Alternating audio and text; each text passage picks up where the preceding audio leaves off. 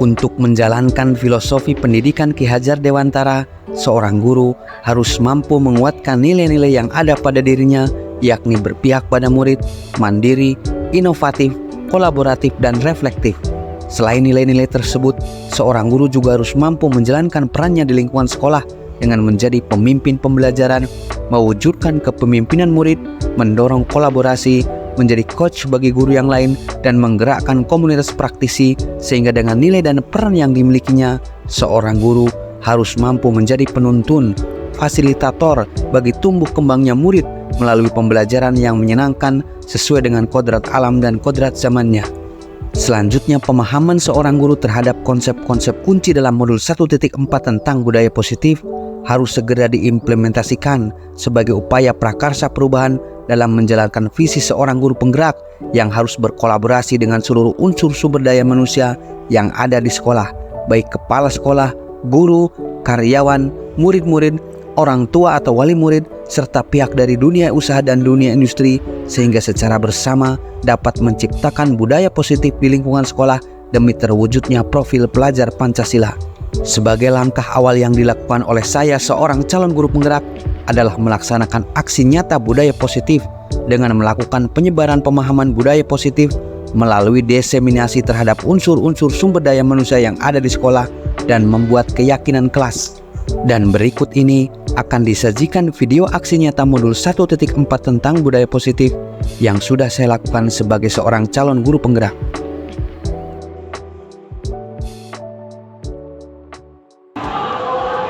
Baik, assalamualaikum warahmatullahi wabarakatuh. Waalaikumsalam warahmatullahi wabarakatuh. Mohon izin berdiri Bapak Ibu.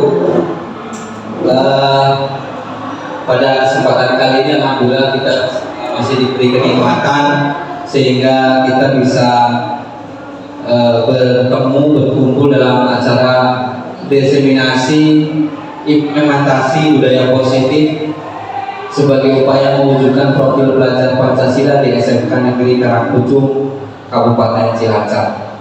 Biar kita semangat, kita yel-yel dulu Bapak Ibu. Yel-yel sudah biasa kita bunyikan ya.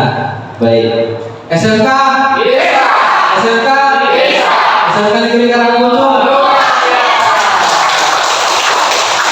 Terima kasih. Monggo Bapak Ibu sambil dinikmati yang ala kadarnya. Pada kesempatan kali di awal saya sebutkan, sudah saya sampaikan bahwa budaya positif di setiap sekolah masing-masing sekolah itu berbeda-beda, dan tentunya ini menjadi karakteristik yang membedakan antara sekolah yang satu dengan sekolah yang lain. Pada kesempatan kali ini adalah saya mengambil tema implementasi budaya positif sebagai upaya mewujudkan profil pelajar Pancasila di SMK Negeri Karangpucung. Sebelum kita mulai lebih jauh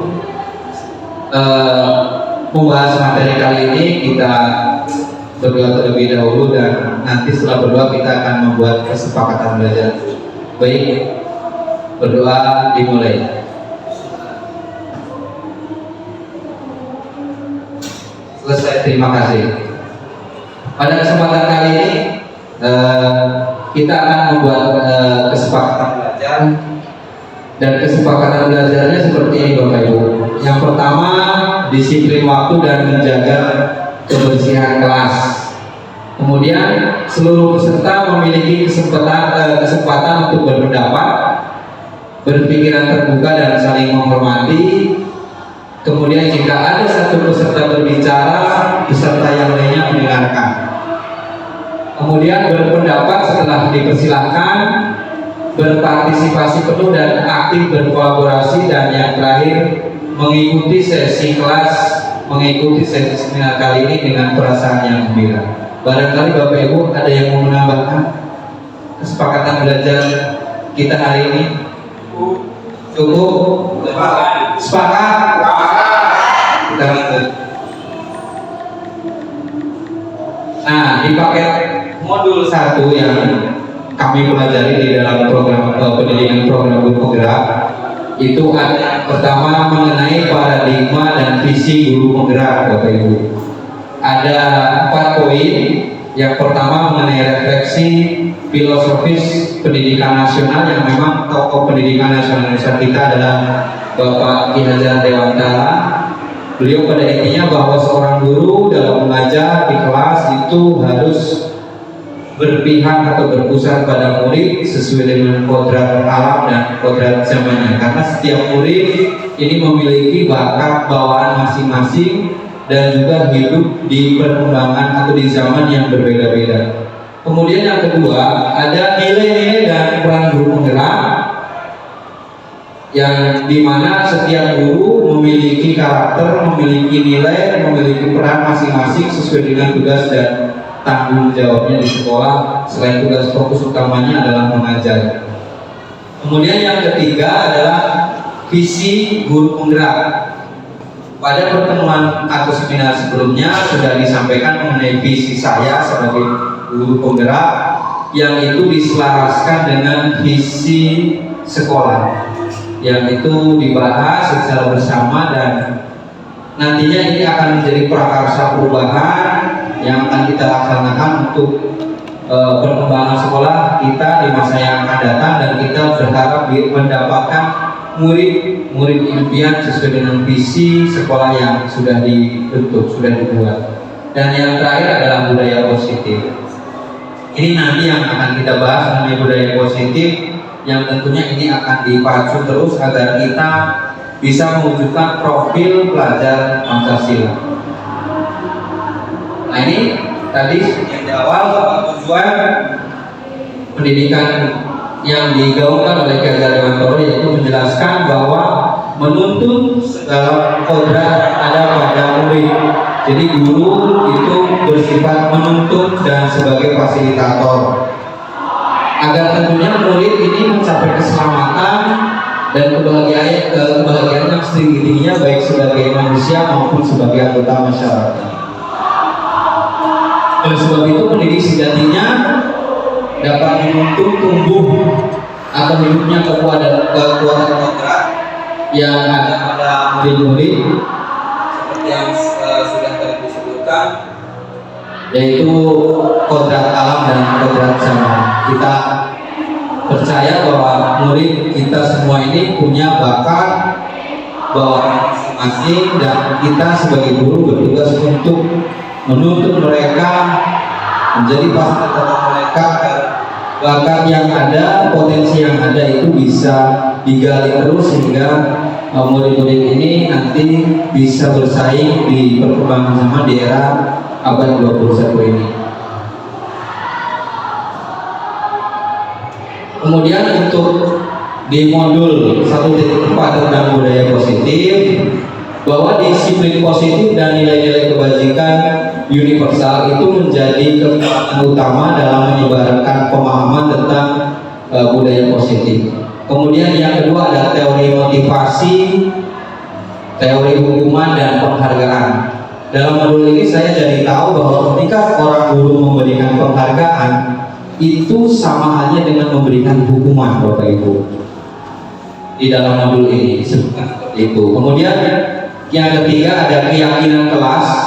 Tadi jam pertama saya masuk di kelas sudah membahas keyakinan kelas dengan kelas 11 pemasaran 2. Di situ siswa menulis nilai-nilai positif, nilai-nilai universal seperti halnya jujur, saling menghormati, saling menghargai, yang mereka tulis sesuai dengan apa yang ada di pikiran mereka, kemudian dikumpulkan menjadi satu, dan itu menjadi keyakinan kelas mereka yang harus dijaga dan dilaksanakan sebagai bagian dari kesepakatan kelas. Dan keyakinan kelas ini merupakan norma yang nantinya dipakai oleh murid-murid baik di dalam kelompok pembelajaran teori maupun praktek. Kemudian ada kebutuhan dasar manusia dan dunia yang berkualitas.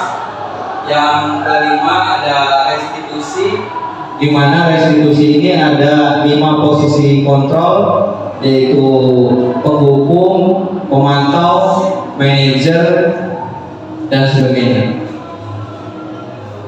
Tapi idealnya seorang guru itu adalah sebagai posisi manajer, Bapak Ibu. Kemudian yang keenam adalah segitiga restitusi. Jadi segitiga restitusi ini adalah pendekatan yang digunakan untuk menyelesaikan masalah antara guru yang dilakukan oleh siswa, baik itu bisa dilakukan oleh guru maupun orang tua. Jadi segitiga restitusi itu terdiri dari yang pertama validasi tindakan yang salah, yang pertama menstabilkan identitas siswa yang bermasalah, kemudian yang kedua validasi tindakan, dan yang ketiga menanyakan keyakinan kelas. Jadi ketika ada siswa yang bermasalah, nanti guru dan murid itu mengadakan dialog. Kemudian yang selanjutnya ada 3 pertanyaan Bapak Ibu. Ini ada pertanyaan pemantik, bahwa yang pertama, hukuman dapat mendisiplinkan anak. Kira-kira Bapak Ibu setuju tidak bahwa hukuman itu mendisiplinkan anak? Mungkin barangkali Bapak Wisnu ingin menyampaikan pendapatnya. Monggo Pak.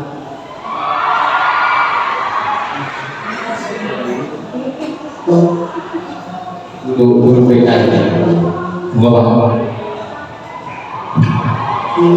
Assalamualaikum warahmatullahi wabarakatuh. Hukuman dapat mendisiplinkan anak. Kalau di zaman sekarang sepertinya hukuman tidak menjadi patokan bisa mendisiplinkan anak, karena pada dasarnya anak sekarang secara mental tidak seutuhnya siap untuk dihukum. Bahkan hukuman-hukuman biasanya malah membuat anak semakin berani, semakin memberontak, bahkan meniru apa-apa yang telah dihukum, nanti dia bisa menghukum orang lain. Jadi mungkin alangkah baiknya kalau mendisiplinkan anak itu lebih kepada pembiasaan dan pemberian nasihat-nasihat yang baik atau motivasi dari orang tua ataupun seorang guru. Kurang lebihnya seperti itu. Terima kasih, tepuk tangan buat Bapak Ibu, luar biasa. Jadi tidak sepakat bahwa hukuman dapat mendisiplinkan anak. Kemudian yang kedua, bahwa pemberian hukuman dengan hal positif seperti membaca atau membersihkan halaman sekolah dapat meningkatkan disiplin anak. Kira-kira ini pernyataan ini benar atau tidak? Atau setuju atau tidak ini Bapak Ibu? Barangkali Bapak Willy ini ingin memberikan pandangannya. Bapak Willy.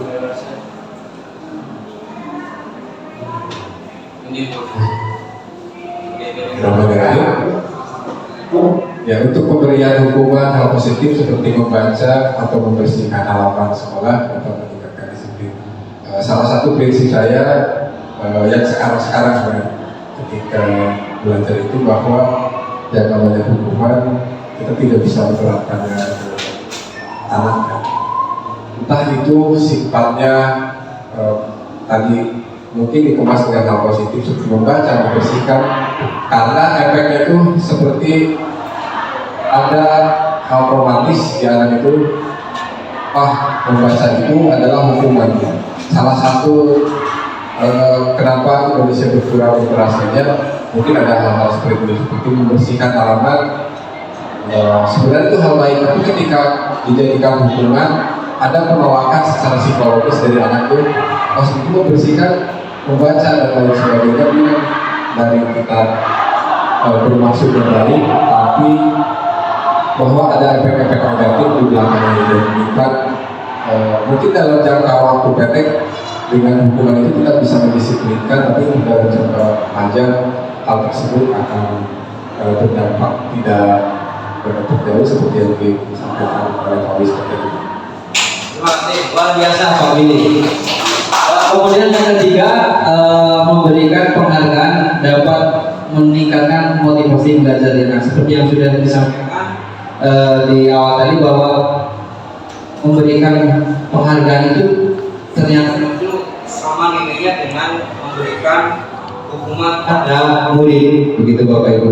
Jadi apa yang disampaikan Pak Wisnu dan Pak Willy ini sudah merangkum bahwa kita tidak sepakat atau kurang tidak setuju dengan ketiga pernyataan ini. Kemudian di eksplorasi konsep ini ada membahas tentang disiplin budaya positif dan nilai-nilai kebajikan.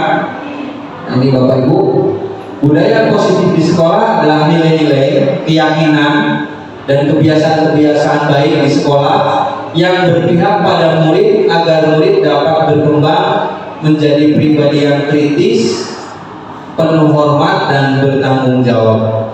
Jadi disarankan kita sebagai guru di kelas itu membuat keyakinan kelas dengan murid untuk menampung keinginan-keinginan apa yang ada pada murid, yang tentunya keinginan tersebut sesuai dengan nilai-nilai, sesuai dengan keyakinan mereka, kebiasaan-kebiasaan positif mereka, yang kemudian ini ketika dilaksanakan secara kontinu, konsisten, akan menjadi budaya positif di sekolah. Lanjut ya Bapak Ibu, ini bahwa kita ada perubahan paradigma teori kontrol atau ilusi kontrol, bahwa ilusi guru mengontrol murid. Tidak sepenuhnya guru mengontrol murid, karena tadi ada 5 cara dalam mengontrol murid, dan yang paling ideal adalah sebagai guru, sebagai seorang manajer. Ilusi bahwa kritik dan membuat orang merasa bersalah ini dapat menguatkan karakter. Ilusi bahwa semua penguatan positif akan efektif dan bermanfaat, dan yang selanjutnya adalah ilusi bahwa orang dewasa memiliki hak. Nah ini, lalu siapa sesungguhnya yang memiliki kontrol itu? Apakah guru atau murid? Ini perubahan paradigma dari stimulus respon ke teori kontrol, bahwa kita mencoba mengubah orang agar berpandangan sama dengan kita. Ini stimulus respon. Tapi kalau di teori kontrol, bahwa kita berusaha memahami pandangan orang lain tentang dunia, karena setiap murid itu punya pendapat masing-masing, punya nilai dan keyakinan yang mereka pegang masing-masing. Kemudian perilaku guru dilihat sebagai suatu kesalahan. Kalau di teori kontrol itu semua perilaku memiliki tujuan. Jadi setiap kegiatan, tindakan yang dilakukan oleh murid ini pada dasarnya untuk memenuhi kebutuhan mereka yang disesuaikan dengan nilai-nilai yang ada pada mereka. Kemudian yang ketiga, orang lain bisa mengontrol saya. Tapi kalau dengan menggunakan teori kontrol, hanya Anda yang bisa mengantar atau mengontrol diri Anda. Itu. Jadi penyelesaian masalahnya ini lebih diutamakan dari murid sendiri yang berdialog dengan guru untuk mencari solusi menyelesaikan permasalahan yang mereka hadapi. Kemudian pemaksaan ada pada saat bujukan gagal. Ini kalau di teori kontrol lebih ke kolaborasi dan konsensus menciptakan pilihan-pilihan baru. Banyak alternatif yang itu nantinya bisa digunakan untuk mencari solusi terhadap permasalahan yang dihadapi oleh murid. Kemudian model berpikir menang atau kalah. Kalau di teori kontrol, model berpikir menang-menang atau win-win solution.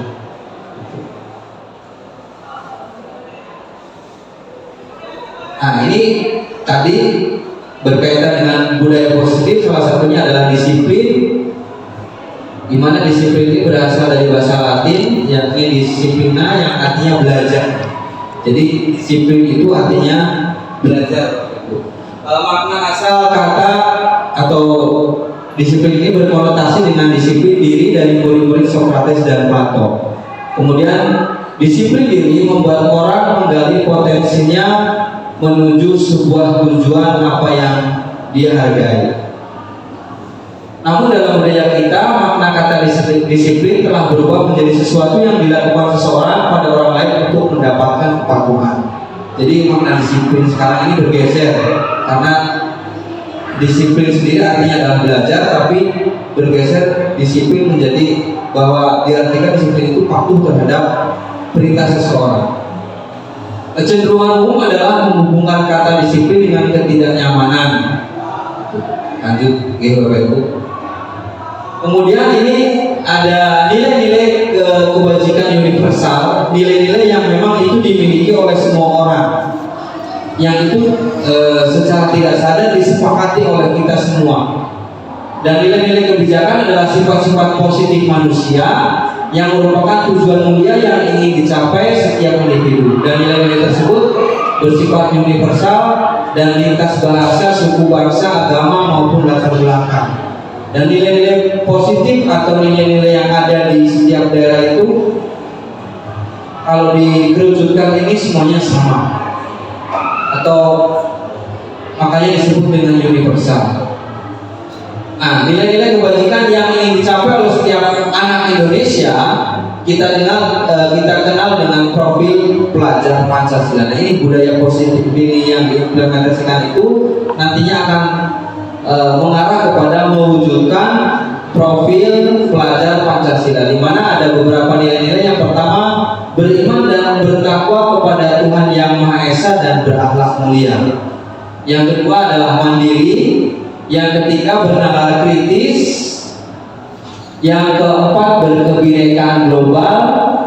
Kemudian bergotong royong dan kreatif. Nilai-nilai ini yang memang diharapkan ada pada profil pelajar Pancasila yang sudah disesuaikan dengan iklim Indonesia begitu. Walaupun sebenarnya nilai-nilai tersebut ada universal. Kemudian selanjutnya ini membahas tentang teori motivasi, hukuman, penghargaan, dan restitusi. Kaitannya dengan motivasi perilaku manusia, ini ada motivasi eksternal, di mana ini untuk menghindari ketidaknyamanan atau hukuman atau apa yang akan terjadi apabila saya tidak melakukannya. Murid datang datang lebih awal supaya tidak dimarahi guru atau dan sebagainya.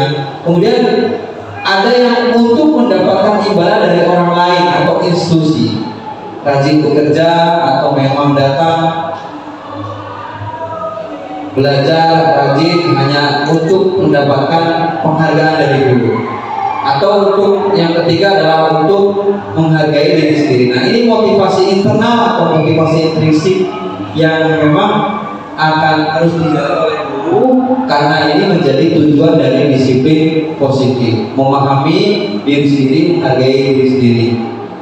Kemudian menghargai diri sendiri itu berarti manusia menjadi manusia merdeka. Dan menurut Ki Hajar Dewantara, merdeka itu artinya tidak hanya terlepas dari perintah, akan tetapi juga cakap dalam membuat atau membuat memerintah diri sendiri. Nah, kemudian selain motivasi juga ada hukuman. Hukuman ini bersifat tidak terencana atau tiba-tiba.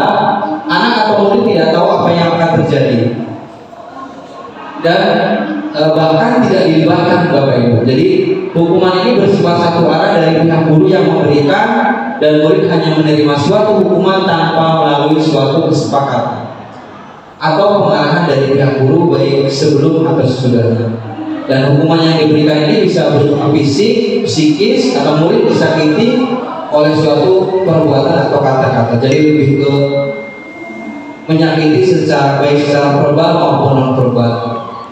Sedangkan disiplin dalam bentuk konsekuensi ini sudah terencana atau sudah disepakati, sudah dibahas dan disetujui oleh murid dan guru. Umumnya bentuk konsekuensi ini dibuat oleh guru atau sekolah dan murid sudah mengetahui sebelumnya konsekuensi yang akan diterima bila ada pelanggaran. Ini contohnya Bapak Ibu, tindakan guru yang itu masuk ke dalam kategori hukuman dan konsekuensi. Pertama, contoh mencatat 100 kali di dalam buku, yaitu kalimat berupa saya tidak akan terlambat lagi, saya tidak akan mengulangi perbuatan itu lagi. Ini masuk kategori hukuman. Lari mengelilingi lapangan basket 2 kali karena terlambat hadir di sekolah. Murid diminta untuk push up 15 kali karena tidak menggunakan masker ke sekolah atau tidak menggunakan sepatu berwarna hitam. Kemudian menggantikan kertas tugas teman yang telah dicoret-coret. Ini konsekuensi. Membersihkan tumpahan air di meja tulis karena tersenggol pada saat belajar. Ini konsekuensi Bapak Ibu. Murid disuruh untuk mengenakan sepatu seharian di sekolah karena tidak mengenakan sepatu hitam. Jadi murid disuruh untuk tidak menggunakan sepatu Bapak Ibu seharian di sekolah karena tidak menggunakan atau mengenakan sepatu hitam. Ini maksudnya hukuman. Lari mengelilingi lapangan basket 2 kali karena terlambat 10 menit untuk pelajaran PJOK. Ini maksudnya konsekuensi. Nah, ini perbedaan antara hukuman dan konsekuensi. Hukuman ini sesuatu yang menyakitkan dan terjadi Bapak Ibu. Tapi kalau konsekuensi itu adalah sesuatu harus terjadi. Hukuman ini membuat anak sakit baik secara fisik maupun batin hati dalam jangka waktu yang lama. Makanya kadang murid itu masih mengingat betul hukuman yang diberikan guru kepada muridnya, kepada mereka, baik secara tindakan maupun perkataan. Kemudian konsekuensi ini anak lebih menghargai disiplin. Hukum bersifat paksaan, sedangkan konsekuensi ini bersifat stimulus dan tanggapan.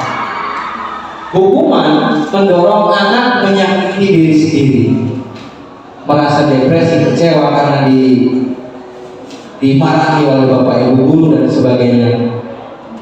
Kemudian mendorong anak, kalau konsekuensi mendorong anak agar tidak menyesuaikan diri. Kemudian hukuman ini konsep diri yang buruk, sedangkan konsekuensi adalah konsep diri yang baik.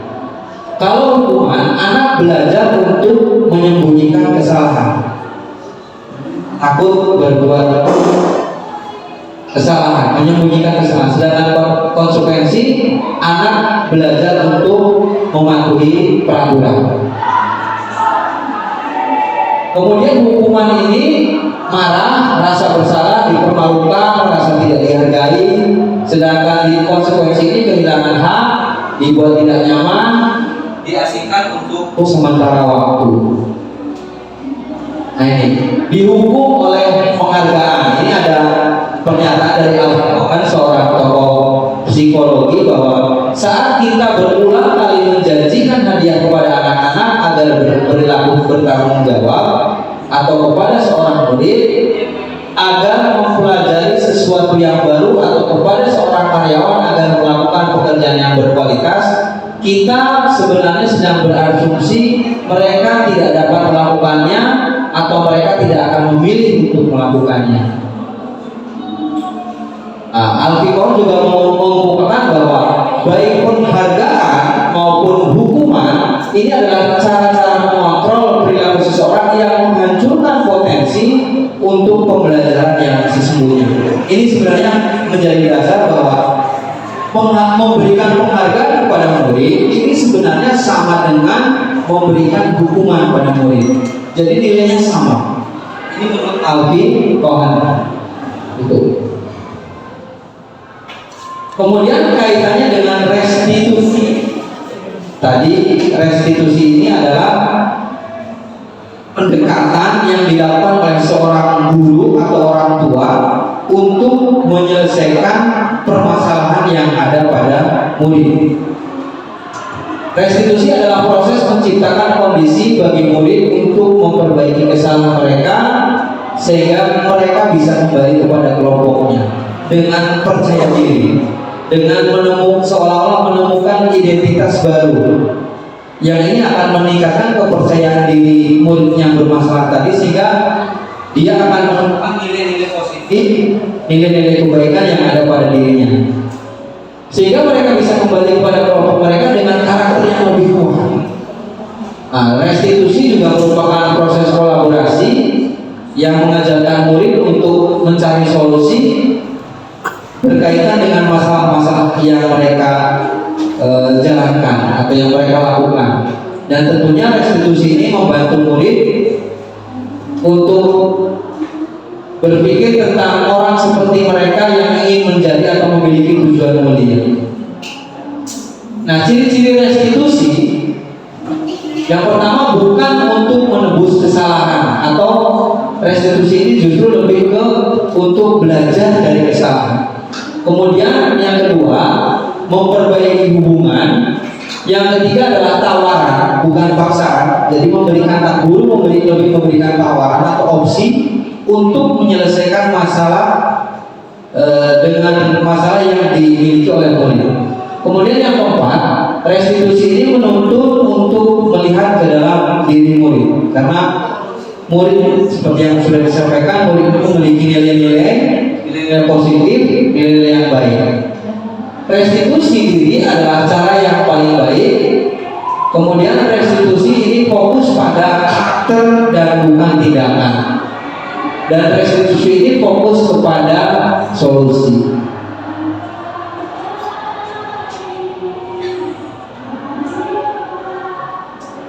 Nah, ini kemudian selanjutnya keyakinan kelas.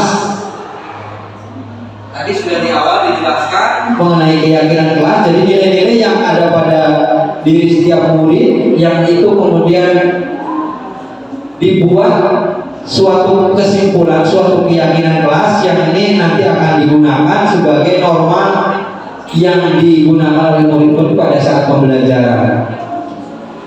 Jadi keyakinan kelas ini lebih bersifat abstrak daripada peraturan yang lebih rinci dan konkret, dan mengandung nilai-nilai universal. Dan ini setiap anggota kelas perlu belajar, setiap anggota kelas perlu senang, setiap anggota kelas perlu melakukan tugas, setiap anggota kelas perlu saling menghargai, setiap anggota kelas perlu merasa aman. Ini adalah contoh keyakinan sekolah atau kelas. Jadi berbeda dengan peraturan. Kemudian ada hormat. Kami meyakini bahwa sangat penting untuk menghormati semua orang dan barang milik orang lain. Kemudian bekerja. Kami meyakini bahwa sangat penting untuk mengerjakan segala pekerjaan atau mengikuti kegiatan yang telah dilakukan. Mengapa tidak peraturan saja? Mengapa harus keyakinan kelas? Ini alasannya Ibu, Bapak semuanya. Mengapa kita memiliki peraturan harus menggunakan helm bila mengendarai kendaraan roda 2? Mengapa kita memiliki peraturan 3M, menggunakan masker, mencuci tangan dan menjaga jarak 1,5 meter? Atau mengapa kita memiliki peraturan harus datang tepat waktu pada saat mengikuti pelatihan? Ini pertanyaan-pertanyaan untuk mendukung motivasi intrinsik atau menjadi nilai-nilai keyakinan. Dan ini ada beberapa unsur di dalam budaya positif, Bapak Ibu, dari peraturan kelas, keyakinan kelas, kemudian menjadi lingkungan positif. Dari lingkungan positif ini kemudian menjadi budaya positif. Nah ini Bapak Ibu, ini keyakinan kelas. Contoh ini ada datang tepat waktu mengucapkan salam, kemudian menjaga kebersihan sekolah, berdoa sebelum dan sesudah kegiatan, aktif dalam pembelajaran dan tertib. Kami guru dan murid yang saling menyayangi, kami murid yang semangat belajar, kami murid yang peduli dengan teman-teman. Yang mana Bapak Ibu yang merupakan keyakinan kelas kira-kira? Yang kanan ya. Yang kanan ya, betul ya. Betul Pak Bini? Betul ya, kakak. Luar biasa. Nah ini jawabannya. Peraturan dan keyakinan kelas bedanya, peraturan itu selalu kembalikan buku ke tempatnya. Tapi kalau keyakinan kelas lebih ke tanggung jawab. Artinya ada kekuatan, keinginan dari diri sendiri untuk melakukan hal-hal yang positif. Kemudian dilarang mengganggu orang lain. Tapi kalau keyakinan itu lebih ke menghormati orang lain. Hadir di sekolah 15 menit sebelum pembelajaran dimulai. Kalau keyakinan kelas itu menghormati orang lain dan berkomitmen. Ini perbedaan antara peraturan dan keyakinan kelas. Nah, kemudian selanjutnya penerapan kesempatan kelas 11 BDP 1 SMK Negeri Karangrejo Kabupaten Cimahi. Baik Bapak Ibu, kita akan menyaksikan video tentang penerapan kesepakatan kelas, yakni kelas 11 BDP 1 SMK Negeri Karangrejo.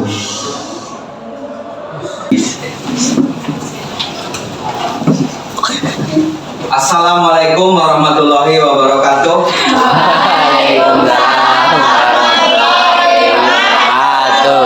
Harus senyum dong yang lebar ya, karena senyum itu sodako. Sebelum kita mulai pelajaran hari ini, kita akan berdoa terlebih dahulu agar kita mendapatkan ilmu yang bermanfaat. Baik, silakan dipimpin berdoa. Kakak, ibu.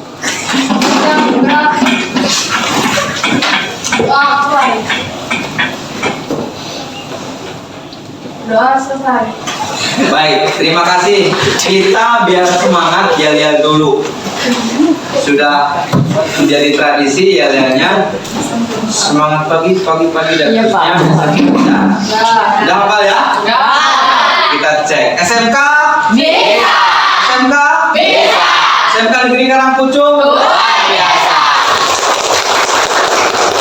Semangat pagi. Pagi, luar biasa. Tetap semangat, semangat bisa. Baik, pada pertemuan pertama di tahun pelajaran 2023-2024 ini, untuk mengawali kita tadi sudah berdoa, sudah semangat memotivasi kelas kita. Pada kesempatan kali ini sebelum kita melangkah ke materi pembelajaran, kita akan membuat keyakinan kelas, ya. Keyakinan kelas itu adalah nilai-nilai positif yang akan kita laksanakan di kelas ini.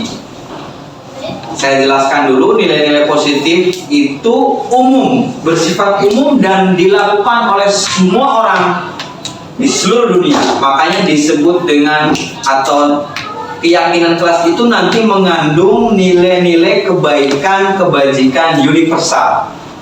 Satu contoh, ya,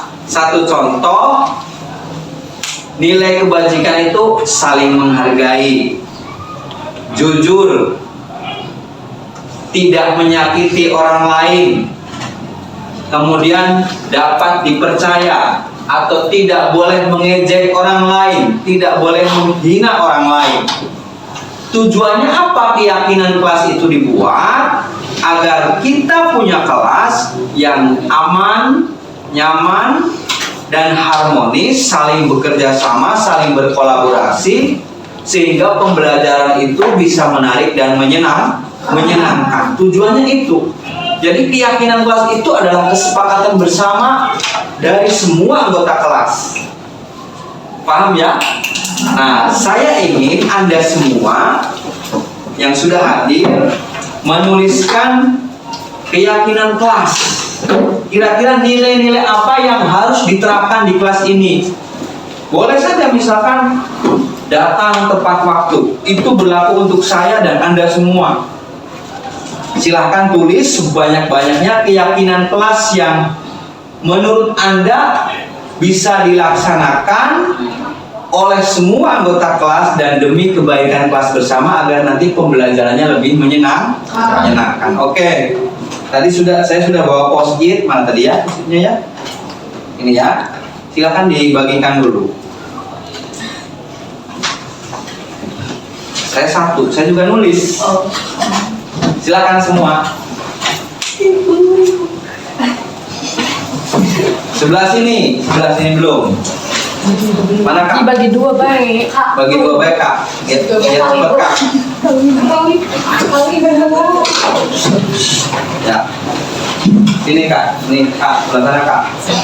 Silakan mulai ditulis kira-kira menurut kamu nilai keyakinan apa, nilai-nilai kebaikan apa yang harus dimiliki, disepakati oleh kelas kita dan dijalankan. Ya, banyak-banyaknya silakan. Nanti setelah ditulis, silakan ditempel di sini ya. Ditempel di papan tulis di depan kelas. Nyong. Lanjut Kak, satu Kak. Nyong.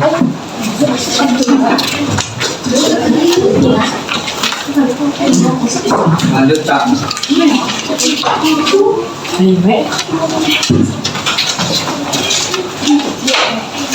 Baik. Itu masa belum. Saya beri waktu 15 menit. Cukup nggak? Terlalu lama ya? 10 menit menulis keyakinan sebanyak-banyaknya. Kamu kasih nomor situ. Terus kamu kasih nama inisial kamu, nama panggilan kamu. Tulis.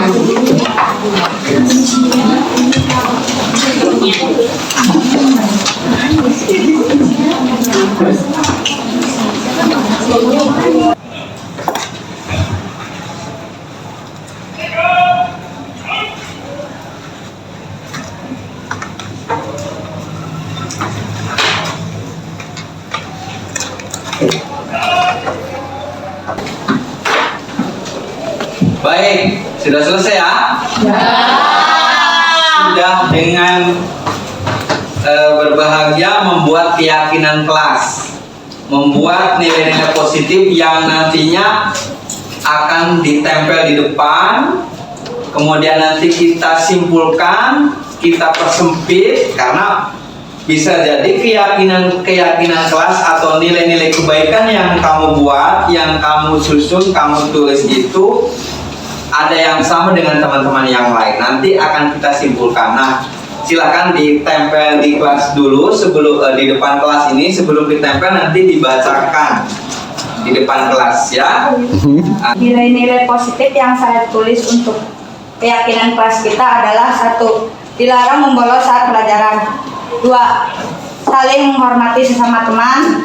3. Dilarang berisik saat pelajaran. 4. Tidak lupa sama jadwal tiket sendiri. 5. Jangan pilih-pilih teman. Sekian. Oke, tepuk tangan. Boleh ditempel.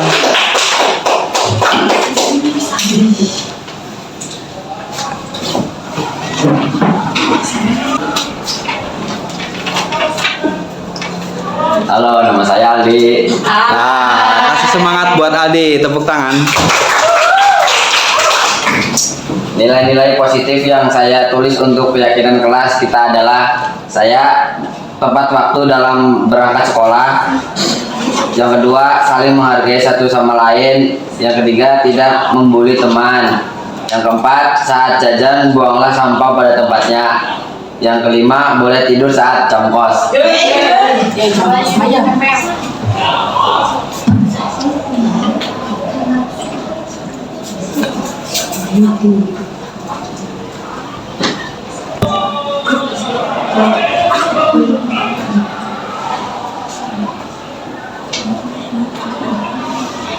Baik, ini keyakinan kelas yang sudah ditulis, dibuat.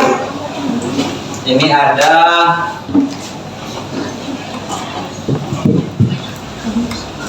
nila. Dilarang berisik pada saat pelajaran. Dilarang buang sampah di kelas sembarangan. Dilarang Menyontek. Jangan pilih-pilih teman. Nah, itu ya jadi catatan. Kemudian dilarang membuli. Ada Ina Wati ya. Ina Wati Hafidah mendengarkan ketika guru menjelaskan. Bekerja sama tapi bukan menyontek. Guru jangan terlalu tepat waktu. Masuk kelas. Tepat waktu dong ya. Kemudian menjadi kelas yang kompak. Menang. Tidak juara, tidak apa-apa. Yang penting sudah berusaha menjadi juara. Bukan dong. Minimal ada usaha ya. Ada lagi ini Nabila Putri. Selalu membersihkan kelas. Minggu-minggu membersihkan kelas. Maksudnya setiap jam efektif ya, jam sekolah. Oke. Kemudian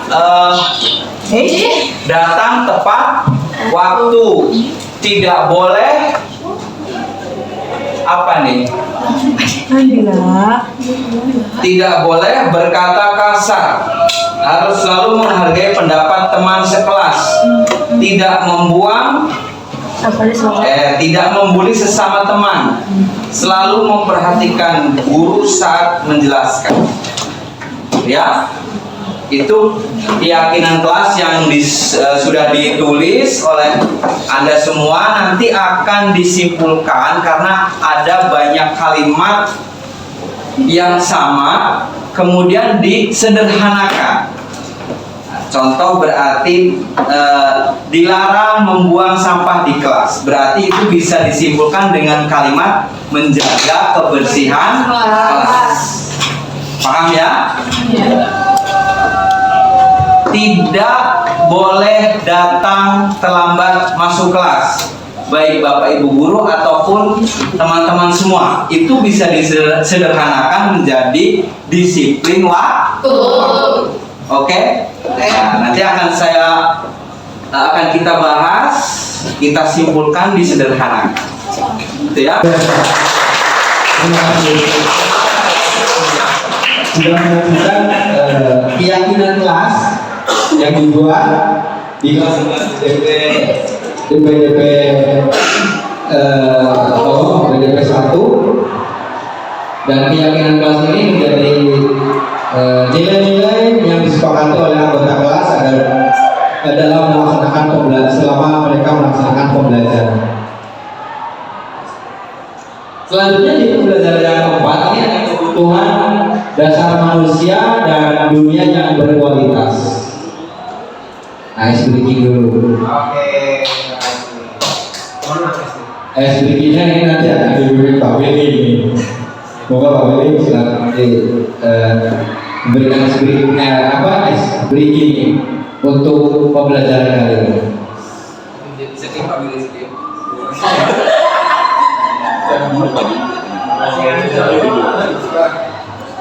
Ya, Luar biasa tepuk tangan untuk Pak Willy. Nah ini, jadi manusia ini memiliki kebutuhan bertahan hidup, yaitu survival, bahwa kebutuhan yang bersifat psikologis untuk bertahan hidup, misalnya kesehatan, rumah, makanan, kebutuhan biologis sebagai bagian dari proses reproduksi, termasuk kebutuhan untuk tetap bertahan hidup. Nah ini kebutuhan dasar manusia, ada kasih sayang, ada rasa diterima, ada penguasaan, ada kesenangan, ada bertahan hidup, dan ada kebebasan. Kemudian selanjutnya ada 5 posisi kontrol Bapak Ibu. Ini ada 5 itu tadi ya. Membuat orang bersalah. Kira-kira Bapak Ibu ini kalau memberikan atau bertindak sebagai guru ini posisi yang mana Bapak Ibu? Apakah membuat orang merasa bersalah? Apakah menghukum? Apakah kemudian memperlakukan murid ini seperti teman? Apakah Bapak Ibu hanya memantau saja? atau sebagai penghukum atau sebagai manajer. Kira-kira ini yang sering dilakukan oleh Bapak Ibu guru ini yang mana kira-kira? Oh ya, Pak Ari, silakan Pak Ari. Kira-kira Pak Ari mana saja yang sering dilakukan?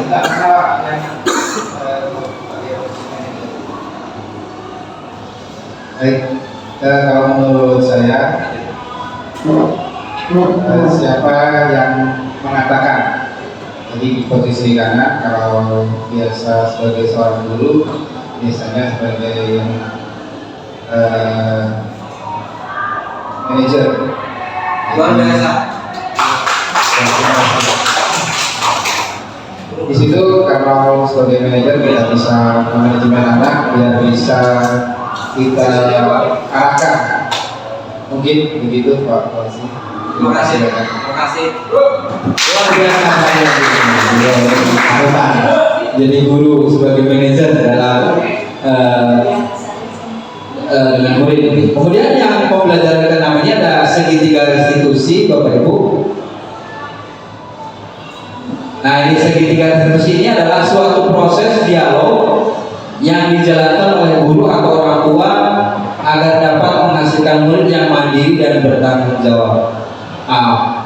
Segitiga restitusi ini tadi sudah ada 3 disebutkan di awal tadi. Yang pertama menstabilkan identitas, kemudian validasi tindakan yang salah, dan yang terakhir adalah menanyakan keyakinan. Ini tahap-tahap yang dilakukan melalui pendekatan segitiga restitusi ketika Bapak Ibu ingin menyelesaikan permasalahan atau menyelesaikan masalah yang dilakukan oleh murid Bapak Ibu.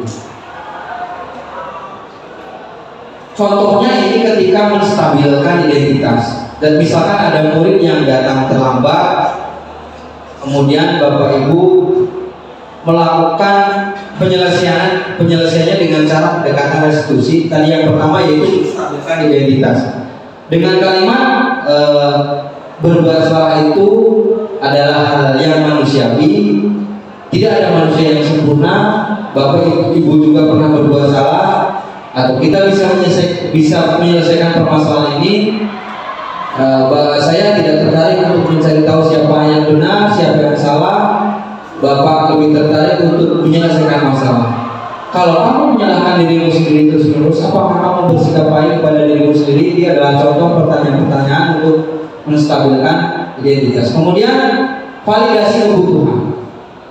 Ada guru berkata, kamu bisa saja melakukan hal yang lebih buruk, tapi kamu tidak melakukannya, kan? Nah ini, jadi ada kalimat yang tidak langsung menjudge bahwa anak itu berbuat kesalahan. Jadi tindakan pada dasarnya seperti di materi sebelumnya, setiap tindakan yang dilakukan oleh orang itu adalah sebenarnya untuk memenuhi kebutuhan tertentu.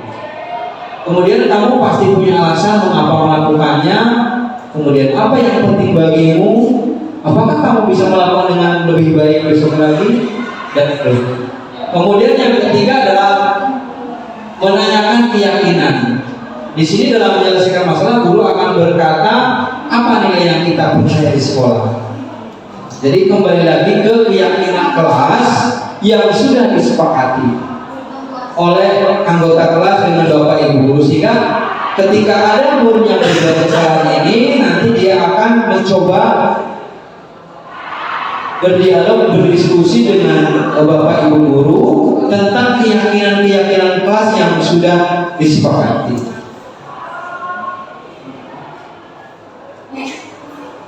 Baik Bapak Ibu, kita saat ini akan menyaksikan ini contoh penerapan segitiga restitusi.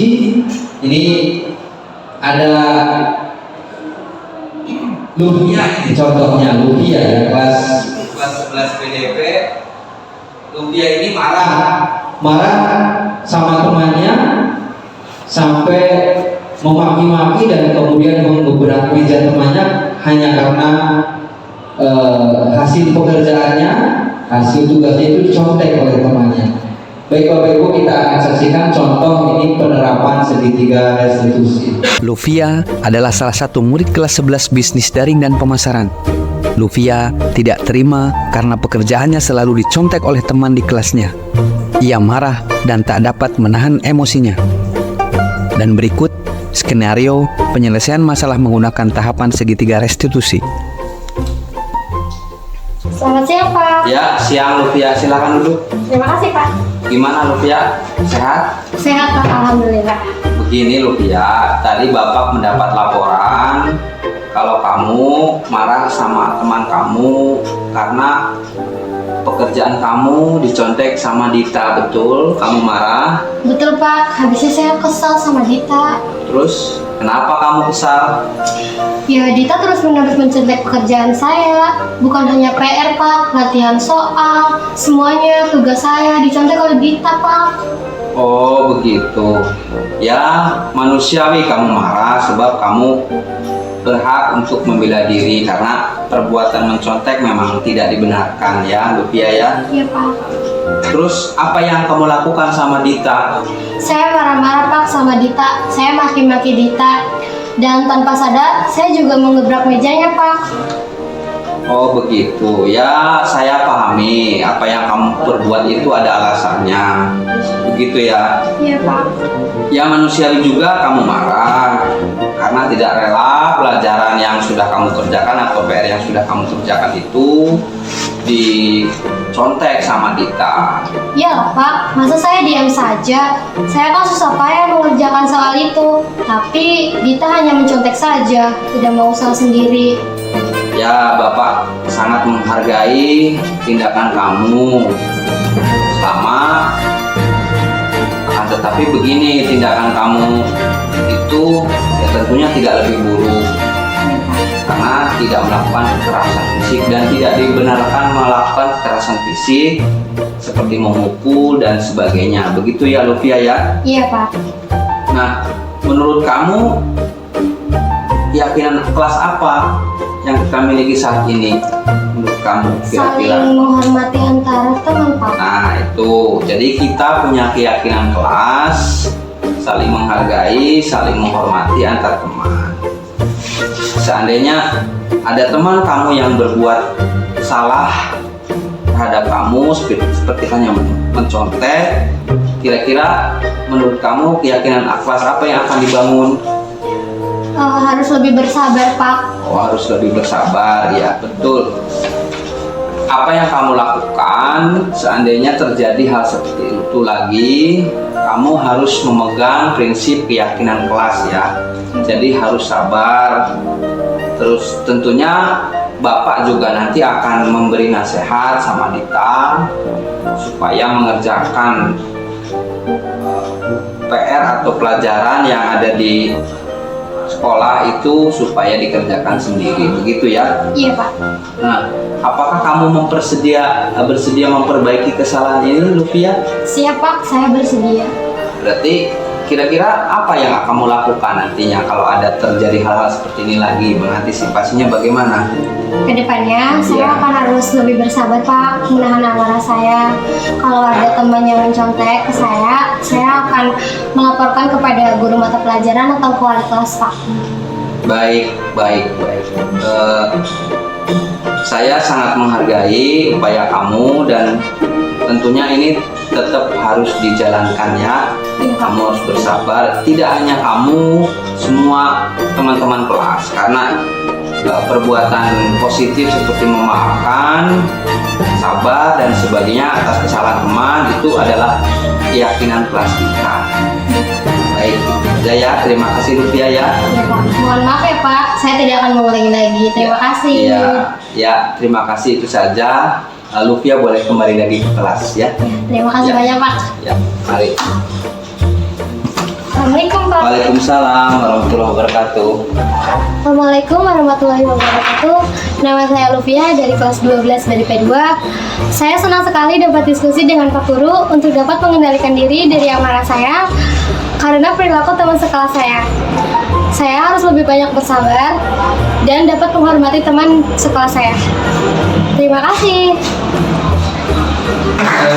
Di video tadi modelnya saya sendiri memang praktek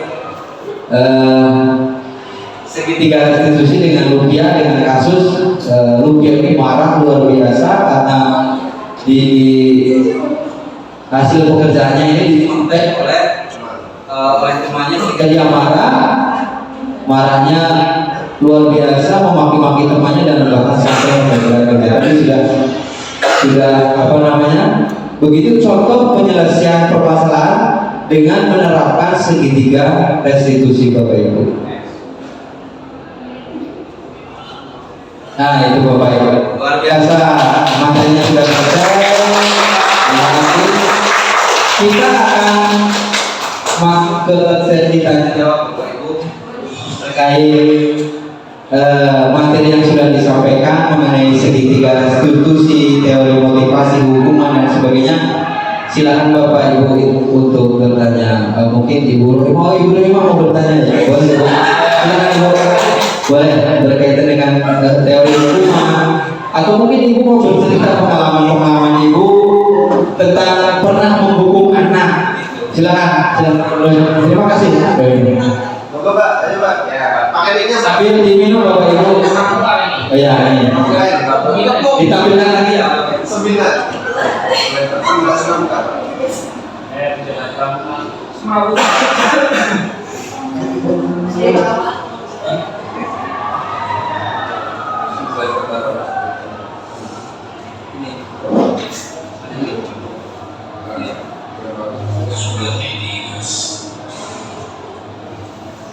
Ya, silakan Bu Rima. Boleh bertanya apapun itu. Barangkali Bu Rima pernah menghukum murid, pernah bagaimana? Monggo silakan. Berdiri boleh Bu Rima biar jelas. Boleh. Mau di depan boleh. Berdiri. Siap Kak Winnie. Iya. Terima kasih saya untuk di kelas.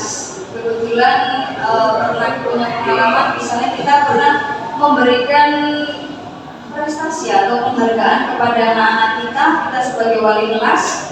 Kemudian untuk konsep yang sebelumnya, saya pernah menerapkan untuk konsep pemberian penghargaan untuk anak-anak kami sebagai wali kelas untuk juara 1, 2, 3 itu misalnya kita membelikan barang dengan kita menyisihkan sedikit rezeki kita untuk membelikan barang, kemudian memberikan kepada anak-anak juara 1, 2, 3 untuk konsep yang sebelumnya, atau mungkin menggunakan buku atau bullpoint atau yang lainnya.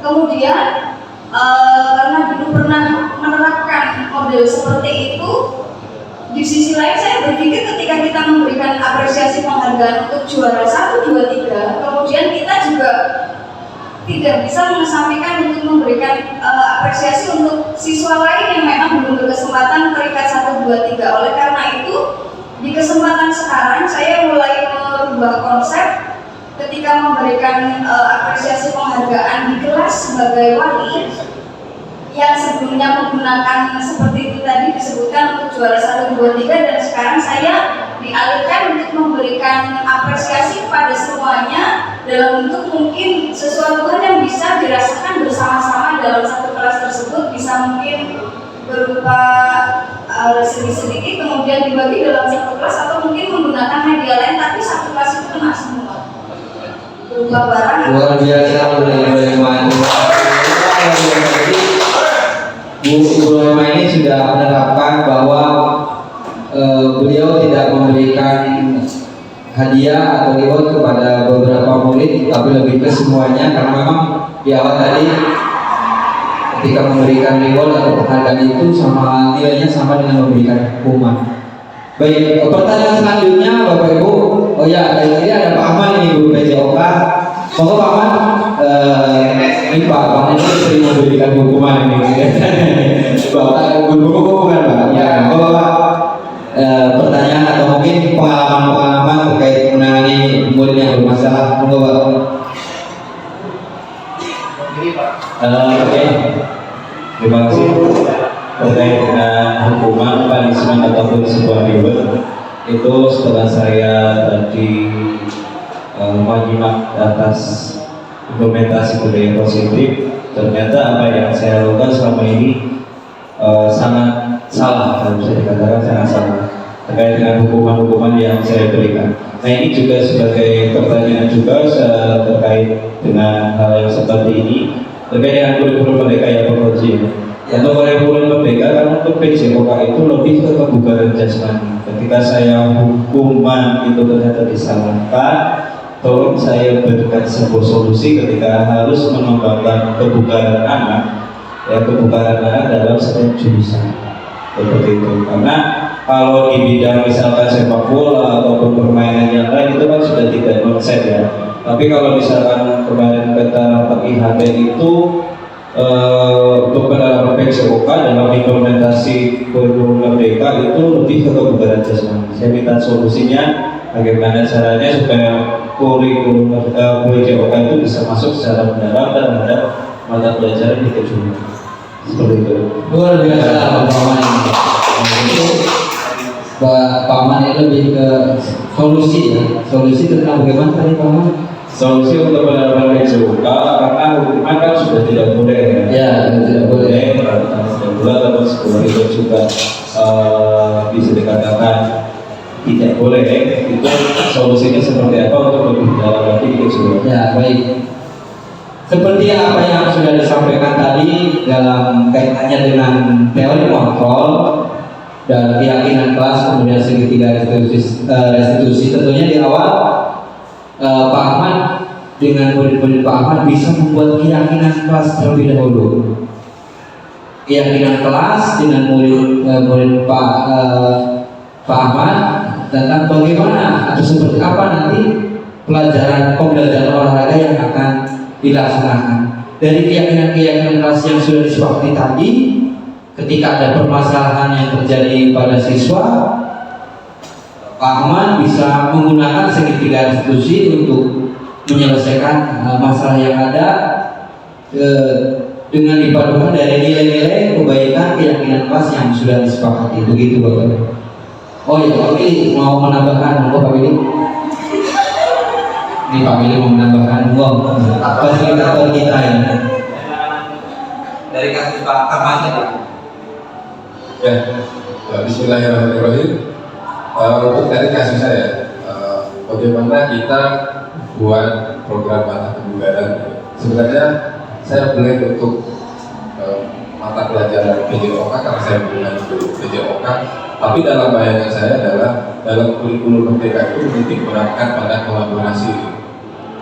Mungkin kita bisa berkolaborasi dengan guru-guru yang lain, misalnya ada yang guru bahasa Jawa, bisa senam, di anak kita jam 7 udah datang ya, dari jam 7 sampai jam 12 kita bisa senam bareng-bareng sama guru mata pelajaran pertama.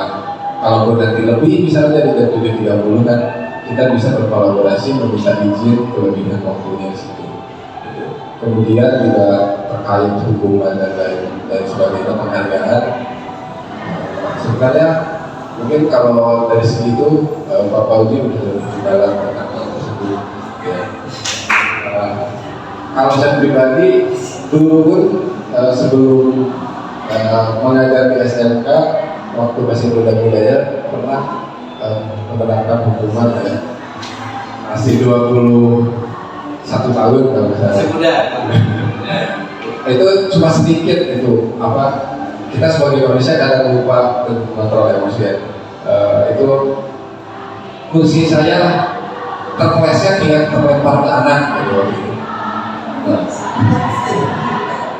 Nah, yang orang itu tidak kita ikutin hal seperti itu kita bisa kurangi. Akhirnya dari sini kita belajar bahwa ada teori kontrol, memahami tentang ilusi, kemudian memahami tentang persekusi yang mudah-mudahan bisa mengenali hal tersebut.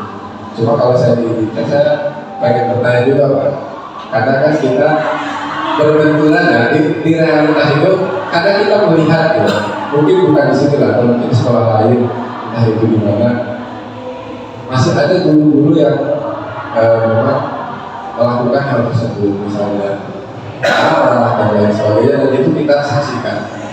Setelah mengetahui ini, kita itu harus berbuat apa sih Pak ketika kita melihat hal seperti itu? bagaimana kita bisa menyikapi hal tersebut. Luar biasa.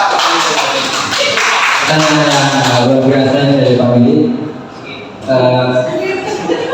Jadi ini semoga ada manfaatnya ya Bapak Ibu terkait dengan diseminasi budaya positif ini. Tentunya nanti setelah kita melaksanakan seminar ini, kita melakukan bersama menyebarkan pemahaman tentang budaya positif, tentang teori kontrol, tentang teori motivasi dan hukuman, sehingga nantinya agar semua nilai-nilai yang ada pada kita sebagai guru ini, yang tadinya sebagai guru yang penghukum, kemudian pemantau, ini berubah menjadi teori kontrol sebagai guru yang manajer. Jadi lebih ke manajer, mengajak diskusi, mengajak berdialog dengan murid-muridnya agar bisa menyelesaikan atau menemukan solusi untuk menyelesaikan permasalahan.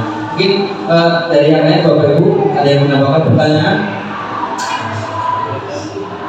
Udah ya, udah paham ya, paham ya. Cukup. Baik, ada pertanyaan lanjutan Bapak Ibu? Tidak ada ya. Cukup. Baik, Bapak Ibu, semoga pertemuan kali ini bermanfaat dan kita bisa menyebarkan nilai-nilai kebaikan yang ada pada diri kita dan murid-murid, sehingga kita bisa menciptakan atau mewujudkan lingkungan positif menjadi budaya positif di sekolah untuk mewujudkan belajar profil Pancasila. Baik, sebelum kita tutup nanti kita ya lagi ya Bapak Ibu. Nanti kita berdoa. Baik. SMK bisa. SMK bisa. SMK Negeri Karangpucung. Baik, itu Bapak Ibu, kita tutup dengan berdoa bersama. Semoga kita mendapatkan ilmu yang bermanfaat. Berdoa dimulai.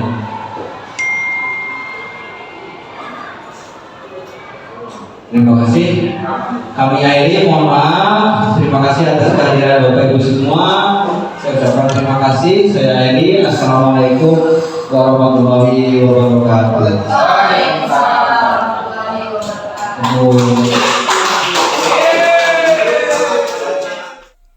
Demikian aksi nyata modul 1.4 tentang budaya positif yang saya lakukan di sekolah. Aksi nyata tersebut sebagai langkah awal seorang calon guru penggerak dalam menciptakan budaya positif secara kolaboratif demi mewujudkan profil pelajar Pancasila di SMK Negeri Karangpucung Kabupaten Cilacap. Semoga bermanfaat, semoga menginspirasi. Terima kasih, salam semangat dan bahagia.